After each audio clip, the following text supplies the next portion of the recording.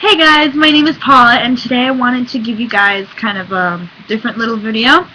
I'm actually catching up. This will be probably one of 4 videos that I do today, or one of 3 videos. I'm catching up from the weekend that I kind of missed and everything, so I'm catching up with all these videos, and I have topics right now as we speak to make videos on. But this video will be day 1 of the video challenge.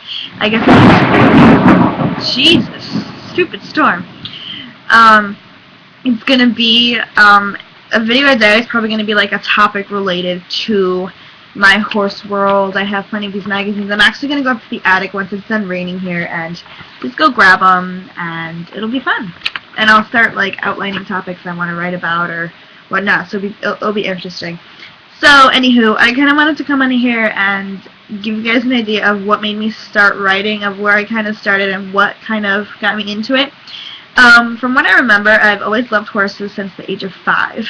That has been my life. I did figure skating as a kid for about 10 years, and then I stopped. I kind of wish my mom got me into horses, but then again, if my mom did get me into horses, she wouldn't be able to afford it because it's so expensive.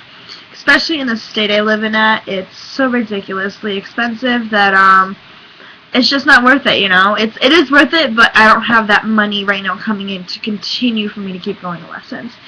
Alright, so, at about age of 13, I signed up for a therapeutic riding barn at my state, local area stable, and I just kind of, stuck with them for quite a while, 4 to 6 years, I believe, and that's where I kind of learned how to, groom the horse, how to feel like riding lessons from them. Nothing major, just learn like the basics of how to make a horse go, how to not make it go. And I had a couple, trail ride sessions in between.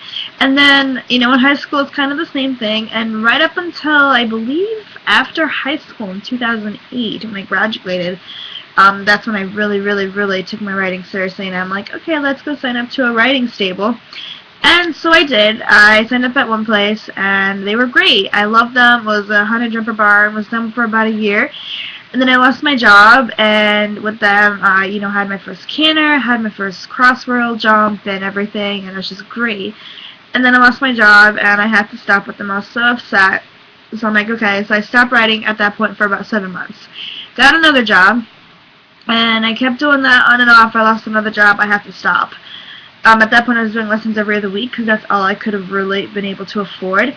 And that kept going on for about maybe a year or so. And then in 2010, I'm like, alright, let's see if I can try to lease a horse.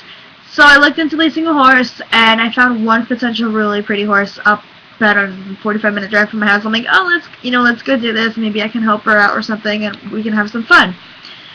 And it was crazy because later on in July of that year, I had gotten to a point where I had a bad fall. And in this bad fall, I was almost killed. I'm not going to go into details of what happened because that's not important. And ever since that fall, I have been terrified to canter. And it's going to be 3 years next month. And I'm still terrified to canter.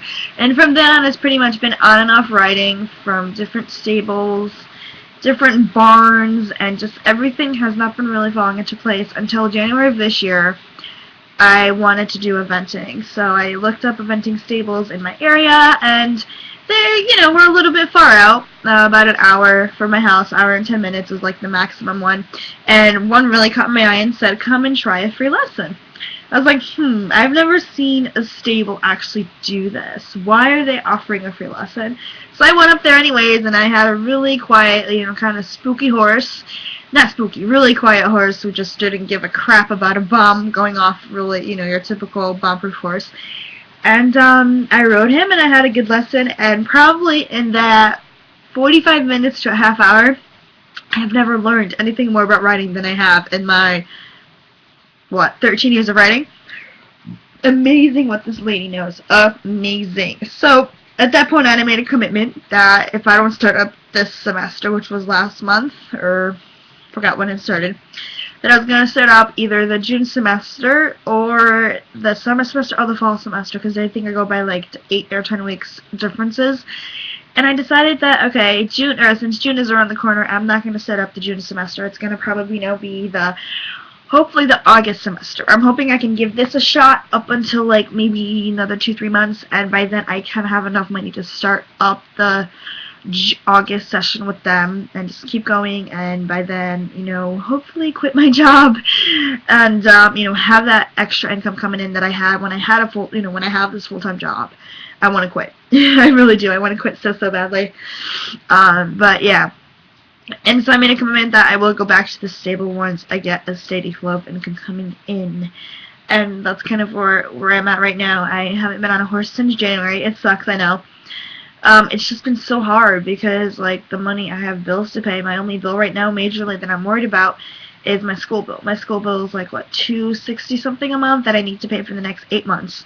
And if I don't have that money, I can't go to school. So I was actually thinking of dropping down part-time to a regular job, like a retail job or something, making it be closer, because I drive 30 minutes out. That's an hour a day of my life to and from work, and that's 20 hours a month, which is a lot, plus about $300 in gas a month. That's a lot of money on gas when I could be putting that money elsewhere. So I decided that I'm probably going to do that. I just go down part-time to a job and put more effort into this.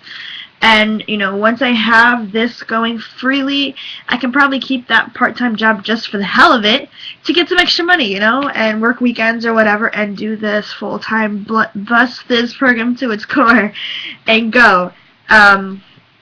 It's just been so crazy the past, like, so many time frame, and I'm just like, ugh, I want to get this to work. So this is a series of like the next 3 or 4 videos because I have to catch up from what I did on the weekend. I was away, so this is my first video, and this is my day number 1 of my 90-day challenge. So thanks guys for watching, and I'll see you guys in my next one. Bye.